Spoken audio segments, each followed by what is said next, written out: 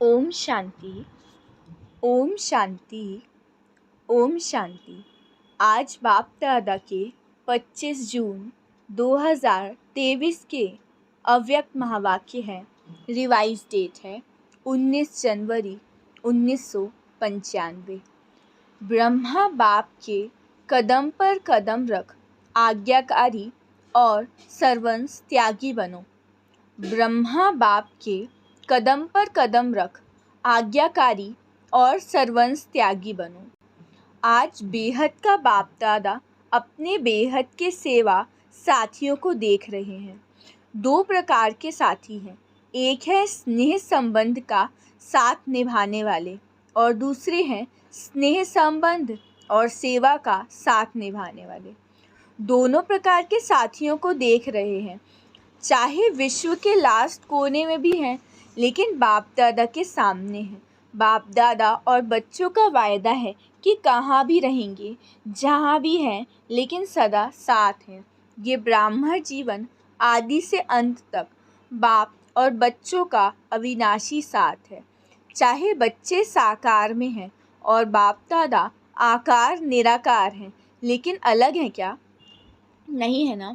तो दूर हो या समीप हो, ये दिल की समीपता साकार में भी समीपता अनुभव कराती है। चाहे किसी भी देश में है, लेकिन दिल की समीपता साथ का अनुभव कराती है। अलग हो नहीं सकते, असंभव है। परमात्मा वायदा कभी टल नहीं सकता। परमात्मा वायदा भावी बन जाता है, तो भावी टाली नहीं टलेश। इसीलिए सदा समीप है, सदा साथी है और साथी बन हाथ में हाथ साथ लेते हुए कितने मौज से चल रहे हैं। मौज है कि मेहनत है? थोड़ी थोड़ी मेहनत। जब कोई बात आ जाती है तो बाप किनारे हो जाता है। कोई बात को नहीं लाओ तो बाप नहीं जाएगा। बात बाप को किनारे करती है। जैसे बीच में कोई पर्दा आ जाए तो पर्दा आने से किनारा हो जाता है ना, तो ये बात रूपी पर्दा बीच बीच में आ जाता है। लेकिन लाने वाला कौन? पर्दे का काम है आना और आपका काम क्या है? हटाना या थोड़ा थोड़ा मज़ा लेना। बाप दादा देखते हैं बच्चे कभी कभी बातों में बड़े मज़े लेते हैं। मतलब कोई भी दुख परेशानी या फिर कोई भी बात अगर आपके मन में रहेगी ना, तो बाबा नहीं रह सकते आपके मन में, भगवान नहीं रह सकते। इसलिए बाबा कहते हैं माया का तो काम है आना, पर आपका काम है उसको हटाना। जिससे प्यार होता है, प्यार की निशानी है साथ रहना। साथ रहने का मतलब ये नहीं कि आबू में रहना। आबू में तो देखो अभी थोड़ी भी संख्या ज़्यादा है तो पानी में मुश्किल हो गई। मतलब साथ में रहने का मतलब ये नहीं है कि आबू में जाके रहें। साथ में रहना मतलब कि मन बुद्धि से बाबा के साथ रहना, सदैव उनको अपना साथी अनुभव करना और उनका साथ निभाना। आगे बाबा ने कहा, ये तो स्नेह का प्रत्यक्ष स्वरूप ब्रह्मा बाप से सभी का स्नेह है। तब तो बाबा के घर पहुँचे हैं ना, और कहलाते भी सभी ब्रह्मा कुमार और ब्रह्मा कुमारी हैं। शिव कुमार और शिव कुमारी नहीं कहते ना, तो ब्रह्मा बाप से ज़्यादा प्यार है ना। ब्रह्मा बाप का भी सदा बच्चों से प्यार है। अभी तो अव्यक्त होते भी अव्यक्त पालना कर रहे हैं, अव्यक्त पालना मिल रही है ना। या आप कहेंगे कि हमने ब्रह्मा बाबा का अनुभव ही नहीं किया? ब्रह्मा कुमार कुमारी कहलाते हो तो क्या बिना बाप की पालना के पैदा हो गए? अगर ब्रह्मा बाप की पालना नहीं होती तो आज सिर्फ निराकार बाप की पालना से यज्ञ की रचना और यज्ञ की वृद्धि नहीं होती। मतलब बाबा भी कितने निरहंकारी हैं कि बाबा सब चीज़ ब्रह्मा बाबा को निमित्त बना के कहते हैं कि ब्रह्मा बाबा का सहयोग है। और बाबा कहते हैं ना कि मैं अकेले कुछ नहीं कर सकता, तुम बच्चों का साथ चाहिए। तो बाबा ने अपना काम करवाने के लिए ब्रह्मा बाप का साथ दिया। बाबा बोलते हैं कि मैं जो निराकार हूँ, निराकार अकेले कुछ नहीं कर सकता जब तक उसका कोई शरीर में माध्यम ना मिले। तो साकार शरीर में, साकार रूप में सदा साथ नहीं दे सकते, लेकिन अव्यक्त रूप में सभी को साथ दे सकते हैं। जब चाहो मिलन के दरवाजे खुले हुए हैं। अव्यक्त वतन में नहीं कहेंगे अभी जगह नहीं है, अभी टाइम नहीं, देह में देह के बंधन है और अव्यक्त में न देह का बंधन है न देह की दुनिया के कायदों का बंधन है। मतलब अभी ये साकार लोक है, देह की दुनिया, इसलिए यहाँ पे बंधन है, इसलिए यहाँ पे दुख परेशानी है। पर जब हम सतयुग में जाएंगे या फिर परम धाम में जाएंगे तो वहाँ पर देह का कोई भी बंधन नहीं रहेगा। बाबा ने आगे कहा, ब्रह्मा बाप से प्यार अर्थात बाप समान बनना, निराकार के समान बनना। वो थोड़े समय का अनुभव करते हैं, लेकिन ब्राह्मण अर्थात सदा ब्रह्मा समान ब्रह्मचारी, जो ब्रह्मा बाप का आचरण वही सभी ब्राह्मणों का आचरण अर्थात वही उनका कर्म। इसको कहा जाता है फॉलो फादर। तो ब्रह्मा बाप ने बाप के श्रीमत पर पहला कदम क्या उठाया? पहला कदम ये था कि वो आज्ञाकारी बने। जो आज्ञा मिली उसी आज्ञा को प्रत्यक्ष स्वरूप में लाया। तो चेक करो कि क्या हम आज्ञाकारी के पहले कदम में फॉलो फादर हैं। अमृत वेले से लेकर रात तक मनसा वाचा कर्मणा संबंध संपर्क में जो आज्ञा मिली हुई है उसी आज्ञा प्रमाण चलते हैं कि कोई आज्ञा पालन होती है और कोई नहीं होती। संकल्प भी आज्ञा प्रमाण है कि मिक्स है। अगर मिक्स है तो फुल आज्ञाकारी है या फिर अधूरे आज्ञाकारी है। तो बाबा ने कहा अब चेक करो अमृत वेले क्या संकल्प करना है, ये भी स्पष्ट है ना। तो बाबा ने कहा अमृत वेले भी आप कभी कभी निद्रा लोक में चले जाते हो, पर बाबा ने कहा ये कदम पर कदम रखना नहीं है, अलर्ट रहो। चाहे व्यवहार दोनों में जैसी आज्ञा है वैसे आज्ञा का पालन करना। तो अब इसकी परसेंटेज चेक करो कि हम कितने % बाबा के आज्ञाकारी बने हैं। अब फिर आगे बाबा ने संतुष्टता की बात की है कि बाहर की संतुष्टता नहीं लेकिन मन की संतुष्टता।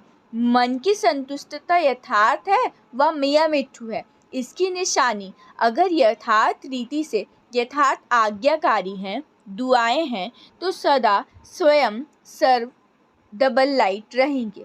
अगर डबल लाइट नहीं रहते तो समझो मन की संतुष्टता नहीं, बाप की व परिवार की दुआएं भी नहीं मिल रही हैं। परिवार की भी दुआएं आवश्यक है। ऐसे नहीं समझो कि बाप से हमारा कनेक्शन है, बाप की तो दुआएं हैं, परिवार से नहीं बनती तो कोई हर्ज नहीं। बाबा ने कहा सबका कोऑर्डिनेशन ज़रूरी है। पहले भी सुनाया है कि माला में सिर्फ युगल दाना नहीं, उससे माला नहीं बनती। तो माला में आना है, इसलिए पूरा लक्ष्य रखो कि हर एक आत्मा मुझे देखकर खुश रहे, देख कर के हल्की हो जाए और बोझ खत्म हो जाए। बाबा ने ऐसा भी कहा है कई बार कि आपको ज्ञान योग से अपनी स्थिति ऐसी लाइट बनानी है कि आपकी प्रेजेंस से ही लोगों को सुख शांति की अनुभूति हो। फिर कई आत्माएं सोचती हैं कि हमारा तो बाबा से डायरेक्ट कनेक्शन है, हमको भाई बहनों से क्या करना है। पर बाबा ने कहा कि आप खुद ही देखो, कोई भी माला होती है तो उसमें बहुत सारे मोती जुड़े हुए एक साथ होते हैं। क्या 2 मोती की या फिर पूरे धागे में 1 मोती अकेला या 2 मोती अकेले रहेंगे तो अच्छी लगेगी क्या माला? नहीं ना। माला तब अच्छी लगती है जब कोई भी मोतियों के बीच में गैप ना रहे, सब जुड़ के एक साथ मोती रहे। तो ऐसी बाबा कहते हैं कि आपको फूलों की माला में आना है, एक दूसरे से भी कोऑर्डिनेशन होना चाहिए। ऐसे नहीं हमारा तो भाव नहीं था, हमारी ये भावना नहीं थी, लेकिन भाव और भावना पहुँचती क्यों नहीं? बाबा ने कहा दूसरे तक वाइब्रेशंस आपके सही जाने चाहिए। जितना अभी ब्राह्मण आत्माओं की और बाप के दुआओं के पात्र बनेंगे उतना ही राज्य के पात्र बनेंगे। अगर अभी ब्राह्मण परिवार को संतुष्ट नहीं कर सकते तो राज्य कैसे लाएंगे? राज्य को क्या संतुष्ट करेंगे? क्योंकि ब्राह्मण आत्माएं आपकी रॉयल फैमिली बनेगी।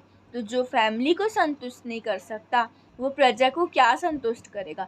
संस्कार तो यहाँ भरना है ना कि वहाँ योग करके भरेंगे, यहाँ भी भरना है। अगर वर्तमान ब्राह्मण परिवार में कारण का निवारण नहीं कर सकते, कारण ही कारण कहते रहते हैं, तो जहाँ कारण है वहाँ निवारण शक्ति नहीं हो सकती। और ऑब्वियसली जहाँ कारण है वहाँ निवारण नहीं होगा, फिर वहाँ पे रावण आ जाएगा। अगर परिवार में निवारण शक्ति नहीं तो विश्व के राज्य को क्या निवारण करेंगे? तो अभी बाबा हमको पक्के कर रहे हैं थोड़ी सी आत्माओं के साथ कोऑर्डिनेशन करना सिखा रहे हैं, ताकि अभी आप सीख जाओ तो विश्व राज्याधिकारी बन पाओ। बाबा ने कहा, सिर्फ दरबार नहीं लेकिन बहुत अच्छा मिलन है, तो कारण कहकर अपने को दुआओं से वंचित नहीं करो। बाप दादा के पास सभी के कारणों की फाइल इकट्ठे होते भी सभी की फाइल है, किसी की छोटी किसी की बड़ी है, तो अभी भी ये फाइलें रखनी है। फाइल बढ़ाते रहना है या फिर रिफाइन होना है। बाबा ने कहा, फाइलों को बढ़ाओ नहीं, शॉर्ट आउट करो। नई फाइल नहीं बनानी, अगर नई फाइल रखा तो फिर फ़ाइन भरना पड़ेगा। सोच लो, बोलो, ख़त्म करें कि थोड़ा दिन रखें। शिवरात्रि तक रखते हैं जो समझते, शिवरात्रि तक थोड़ी मार्जिन मिलनी चाहिए, तब तक पुरुषार्थ करके रिफाइन हो जाएंगे। वो हाथ उठाओ। अच्छा, हिम्मत रखना भी अच्छी बात है। मतलब इन शॉर्ट बाबा इसमें डेट पूछ रहे हैं कि बच्चे कब अपनी कंप्लेंट्स की लिस्ट तुम ख़त्म करोगे। जो बच्चे चाहते हैं कि हम शिवरात्रि तक संपूर्ण हो जाएंगे, अपने कारण समाप्त कर लेंगे, तो वो हाथ उठाओ। फिर कुछ बच्चों ने हाथ उठाया तो बाबा कह रहे हैं कि वेरी गुड, हिम्मत करना भी बहुत बड़ी बात है। फिर ऐसे तो नहीं, बाप दादा के सामने थे तो हिम्मत थी और नीचे उतरे तो हिम्मत कम हो गई, अपने देशों में गए तो और कम हो गई। बाबा ने कहा, कोई बात आए तो कम हो जाए, ऐसे नहीं करना।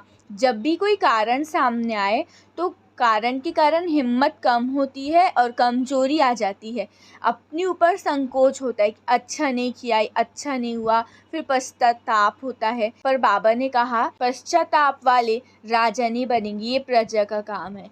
तो बाबा ने कहा, आपकी स्थिति आपका तख्त है, यथार्थ सहज निर्णय का तख्त, ये साक्षीपन की स्थिति है। साक्षी नहीं होते तो दूसरे की बात, दूसरे की चलन वो ज़्यादा सामने आती है, अपनी नहीं आती। अगर साक्षी होकर देखेंगे तो अपनी भी नज़र आएगी और दूसरे की भी नज़र आएगी। फिर जजमेंट जो होगा वो यथार्थ होगा, नहीं तो यथार्थ नहीं होगा। बाप दादा ने पहले भी सुनाया था कि ड्रामा में जो भी बातें आती है उन बातों में बहुत अच्छा अक्ल है, लेकिन कभी कभी ब्राह्मण बच्चों में अक्ल थोड़ा कम हो जाता है। बात आती है और चली जाती है, लेकिन ब्राह्मण बच्चे बात को पकड़ के बैठते हैं।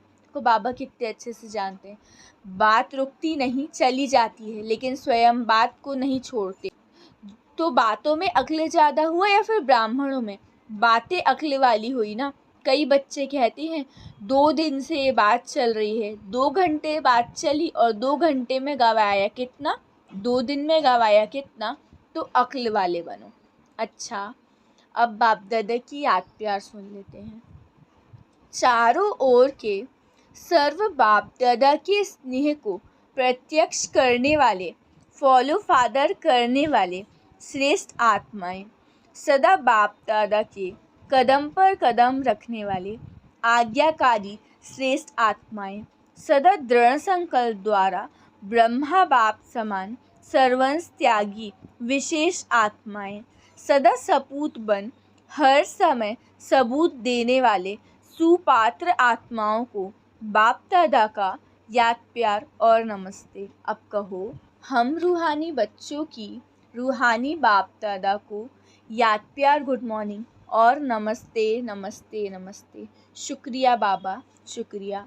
वरदान है, ब्रह्मा बाप के कदम पर कदम रख, हद को बेहद में समाने वाले बेहद के बादशाह भव।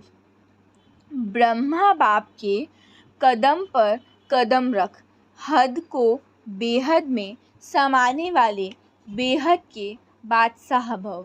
विस्तार है, फॉलो फादर करना अर्थात मेरे को तेरे में समाना, हद को बेहद में समाना।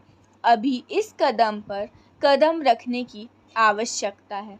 सबके संकल्प बोल सेवा की विधि बेहद की अनुभव हो। स्वपरिवर्तन के लिए हद को सर्वंश सहित समाप्त करो। जिसको भी देखो, जो भी आपको देखे, बेहद के बादशाह का नशा अनुभव हो।